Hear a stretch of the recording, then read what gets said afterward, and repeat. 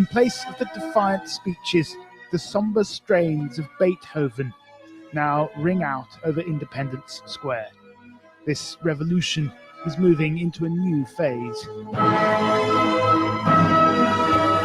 But amidst the flowers and the children's tributes, flashes of something more sinister. Groups of armed men strut through the square with dubious iconography. That yellow armband is a Volksangel, a German symbol used by several SS divisions during the Second World War. Far-right graffiti is appearing, daubed on the walls of the city. The people who brought down the government were overwhelmingly ordinary Ukrainians, students and doctors, workers and even families, people who simply refused to back down. But the most organized and perhaps the most effective were a small number of far-right groups. When it came to confrontations with the police, it was often the nationalists who were the loudest and the most violent. A group calling itself the Right Sector is perhaps the largest. Its members can be seen marching around Kiev in columns of about a dozen. Mostly they carry baseball bats. Sometimes they carry guns. We met these men posing for pictures outside the burnt-out remains of what was once their headquarters. I asked them about their political beliefs. Национал-социалистская тематика иногда в некоторых людях она есть проступает. Как бы, чтобы была единая нация. Но не у всех это не заложено в основе этой организации, это у некоторых людей есть. А у вас? У меня лично есть. В смысле? Объясните. Мне как бы нравится эта идея единой нации. Угу. Я хочу, чтобы нация была единая, чтобы один народ, одна страна, одна нация. А это подразумевается что? Как бы, чтобы чистая нация. Не то, что там, как бы у Гитлера как было, но в своем роде немножко, маленько, но было, чтобы своя нация. What about the East, I asked? What about Crimea, where many Ukrainians feel close historical ties to Russia? Кому нравится Россия, пусть едут в Россию. Украина будет только для украинцев. Police have largely disappeared from the streets of Kiev. Law and order is maintained by so-called self-defense groups. Not all hold extreme views, but those who do are often shy of the cameras.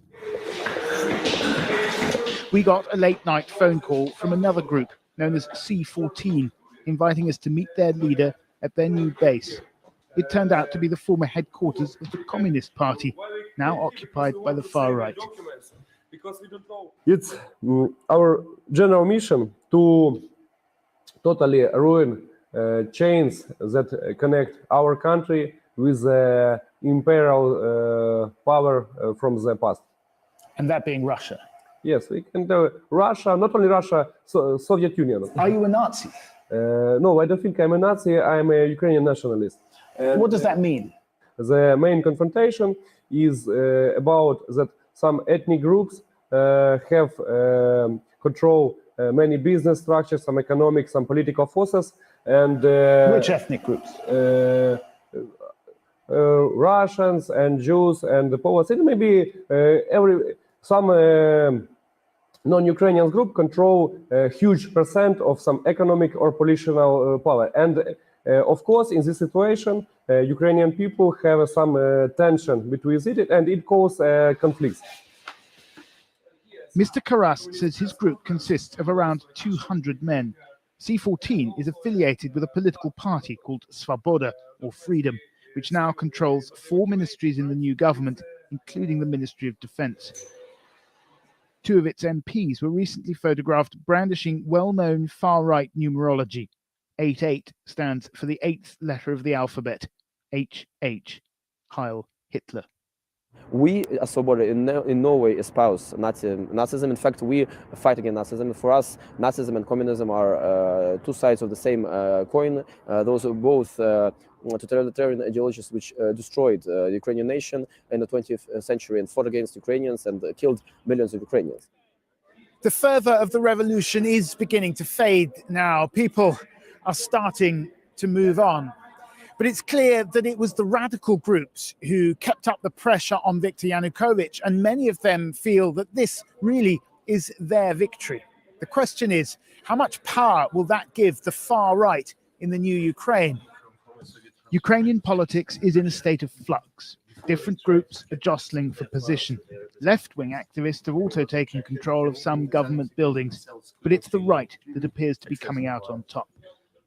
When the fighting started, they started to attract more and more young people, and then not only young people, but all kinds of persons. Where they were marginal, regarded as marginal previously, now they are seen as being at the core of the protest, and therefore at the core of those who now have a popular legitimacy to make decisions. With their anti-Russian rhetoric, events in Crimea will almost certainly play into the hands of the nationalists. No one knows exactly how strong they are in terms of numbers, but the influence of the far right in Ukraine is growing.